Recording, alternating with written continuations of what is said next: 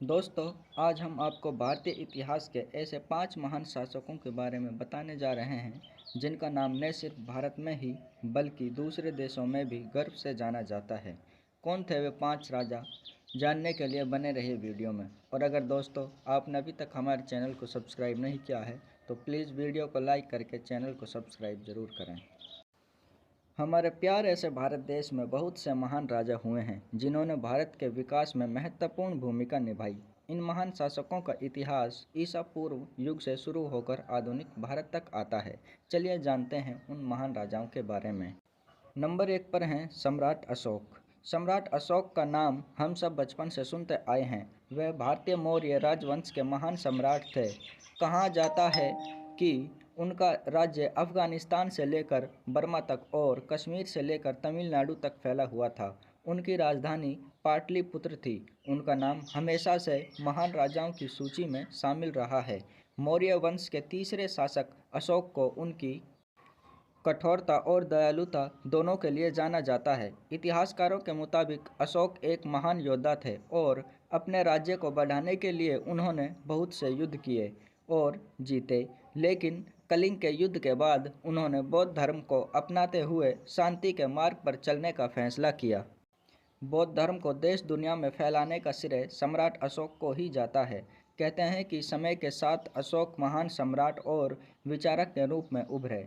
दिग्विजय की जगह धम्मविजय को अपनाना उन्होंने आम लोगों का सम्राट बनने पर जोर दिया और इसमें सफल भी रहे।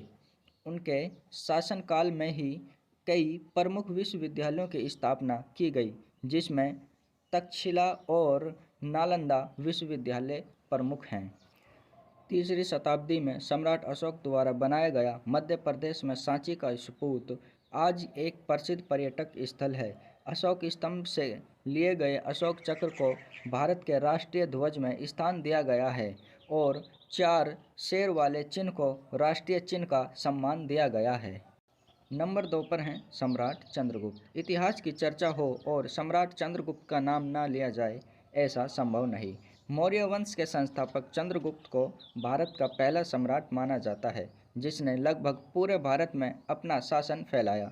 चंद्रगुप्त के जन्म के बारे में कई कहानियां हैं, लेकिन चाणक्य रूपी महान रणनीतिकार को गुरु के रूप में पाने के बाद उन्होंने अपना अभियान शुरू किया। सबसे पहले उन्होंने मगध से नंद वंश को समाप्त कर अपना शासन स्थापित किया और फिर अलग अलग खंडों में विभाजित भारत को अखंड भारत बनाया।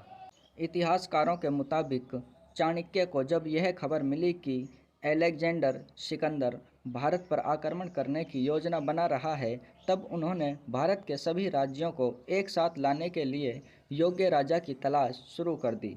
उनकी यह खोज चंद्रगुप्त पर आकर खत्म हुई। चाणक्य के मार्गदर्शन में ही चंद्रगुप्त ने सिकंदर के सेनापति सेल्यूकस को युद्ध में हराया और उनके साथ संधि की कि वे कभी भारत पर आक्रमण नहीं करेंगे। चंद्रगुप्त ने अपने शासनकाल में न केवल सिर्फ अपने राज्य की सीमाओं को बढ़ाया बल्कि इसकी आर्थिक उन्नति पर भी ध्यान दिया। नंबर 3 पर हैं छत्रपति शिवाजी महाराज। इस महान मराठा शासक के बारे में कौन नहीं जानता है। शिवाजी एक तरफ जहां वीर योद्धा थे, वहीं दूसरी ओर बेहद दयालु शासक भी थे। बताया जाता है कि पुणे में जन्मे शिवाजी शाहजी भोंसले ने ही मराठा साम्राज्य की नींव रखी थी। बचपन से ही शिवाजी ने युद्ध शिक्षा ली थी। इन्हें गुरिल्ला युद्ध तकनीक का जनक भी कहा जाता है क्योंकि मुगलों के खिलाफ इन्होंने इसी तकनीक का इस्तेमाल किया था। इनकी गुरिल्ला युद्ध नीति के बारे में आज भी बात की जाती है। एक कुशल योद्धा और रणनीतिकार होने के साथ साथ वह प्रगतिशील शासक भी थे। शिवाजी महाराज सभी धर्मों का सम्मान करते थे और उनके राज्य में सभी लोग बिना किसी भेदभाव के रहते थे। उनकी सेना में कई मुस्लिम योद्धा बड़े ओहदों पर आसीन थे।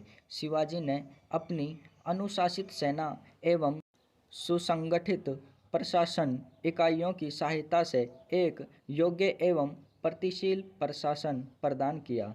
भारत के स्वतंत्रता संग्राम में बहुत से लोगों ने शिवाजी के जीवन रचित से प्रेरणा लेकर स्वतंत्रता आंदोलन में अपना तन मन धन न्योछावर कर दिया था।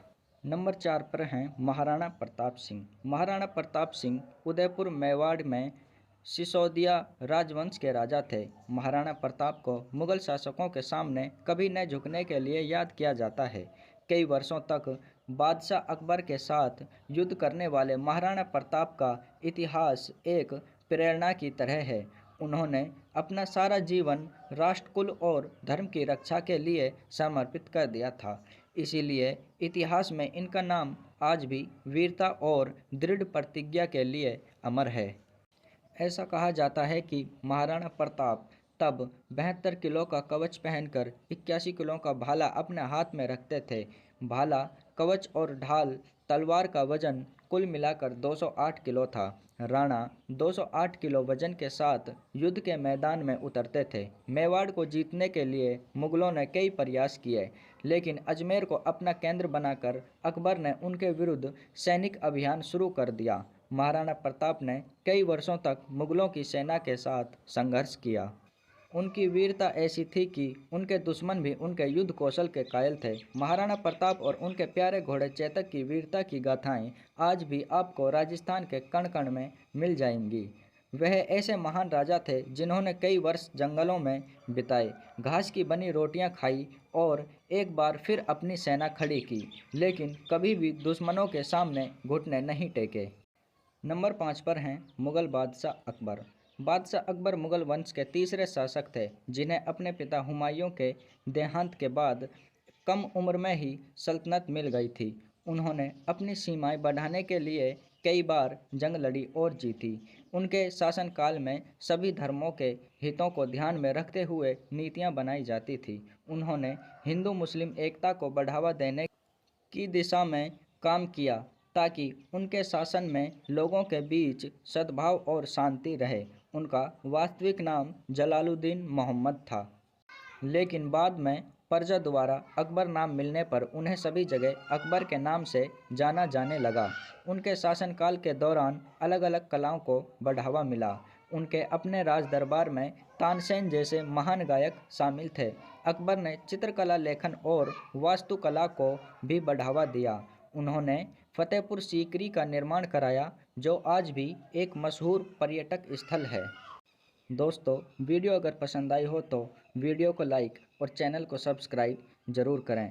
और इनमें से आपको कौन से राजा सबसे ज़्यादा पसंद आए, कमेंट में उनका नाम ज़रूर बताएं।